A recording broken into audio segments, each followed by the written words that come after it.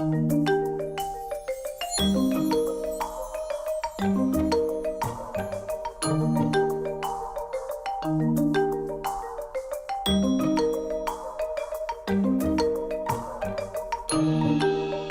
church in Africa has experienced tremendous growth that has the potential for the healing of Africa.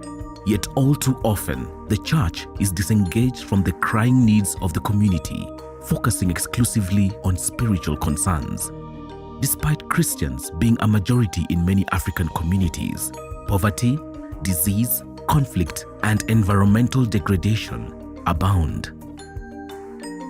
Africa is well endowed in terms of people and resources, but many times the church is underutilizing those resources for mission. So I desire to really see churches equipped and empowered to do mission both locally and globally. Founded from Church Missionary Society in 2008, CMS-Africa has been in existence to provide a linkage between missionary work in Africa to the churches and communities through holistic development. The setting up of CMS-Africa, therefore, has been to augment and fit in where the church has had the gap, especially in areas of training and in areas of discipleship in different spheres. Realize that one of Africa's challenge is a poverty mindset. So our baseline product or program that we've been working with is one called Samaritan Strategy, which addresses the whole idea of a biblical worldview and holistic discipleship.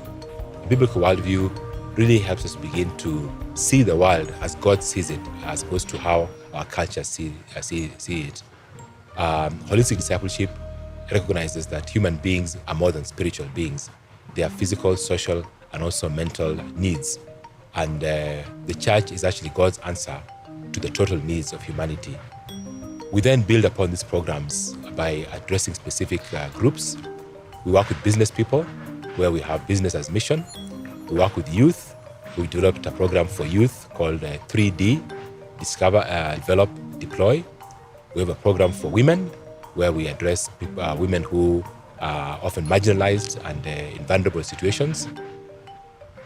We also have a program that addresses personal financial management. It's called Financial Freedom for Families. We're rolling these programs out in churches, helping church members understand biblical principles and biblical truths on management and stewardship of time, treasure, and talents. Our programs really help people realize the potential to serve beyond the Sunday service. Recognize that their call to be disciples is a Monday to Sunday calling, not just a Sunday church.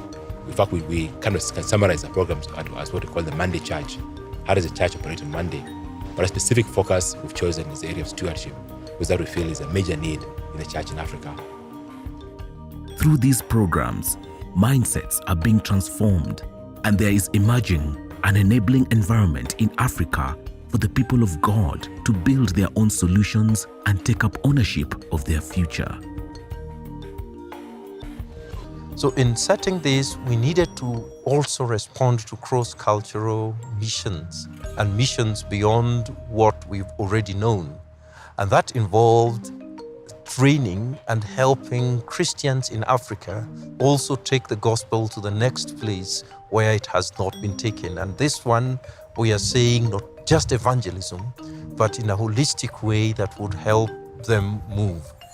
We've had work in Tanzania, we've had work in South Sudan, we've had work in Rwanda, Eastern Congo, and Congo. We've had work almost all across Africa. And we've seen great impact in most parts of South Sudan that we've gone, in Juba, in Wau, in Iba, and we've continued to see God do great things. We've been to Uganda, North Uganda, in Arua, where I've also interacted quite a lot with the bishop there, Joel. It's the Anglican Church, training their church leaders and the rest of the congregants. And that has just created such a great impact. Our training has a very specific focus on cross-cultural missions. And we're beginning to see this having an impact, particularly in one country, Tanzania, where one of our trainers is involved in training staff of World Vision Tanzania. CMS-Africa, we train trainers and we work in partnership with other organizations. So all our training tools are actually look for a partner organization to equip and to work with, whether it's a local church or it's another mission agency. We've heard stories now of Islamic leaders who are beginning to appreciate what the Bible says about loving our neighbor. But to me, in a day when there's tensions between the Muslim communities and others around the world, to me there's a big victory. Mimi naitwa Adam Abdallah, naishi Magoma. Nafasi yangu ni kiongozi wa dini ya Kiislamu. Kutokana na tangu tumeanza semina hii mpaka leo nimepata changamoto kubwa na mabadiliko makubwa nimeyapata.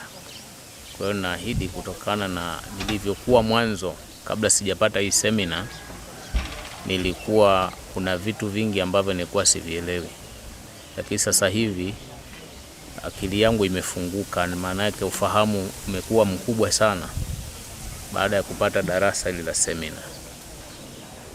Na hakika kwamba nitakaporudi mtaani nitaanza kufanyia kazi yote niliyoyasoma, pamoja na jamii inayonizunguka nitaielimisha kutokana na masomo niliyopata kwenye semina.